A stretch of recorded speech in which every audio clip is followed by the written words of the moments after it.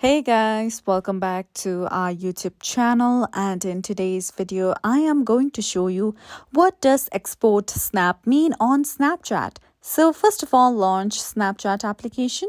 Now once you come here, just tap on the Snapchat memories at the bottom left corner. From here, you'll come across various Snapchat memories that you have created. Tap on one of these memories. So now once you tap on one of the memories on your Snapchat, long tap on the middle of your screen, like this. Then you'll see the option of export or send snap. Tap on it. So now you'll come across various other Snapchat contacts of yours on your account. So export snap means to send your snap to various contacts or upload your snap to various social media account of yours from Snapchat.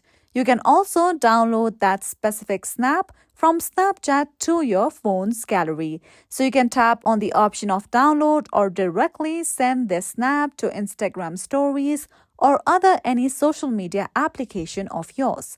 So that is what is meant by exporting snap on Snapchat, which is sending your snap to other various platforms of yours. So this is it for today's video, and at last, don't forget to subscribe to our YouTube channel.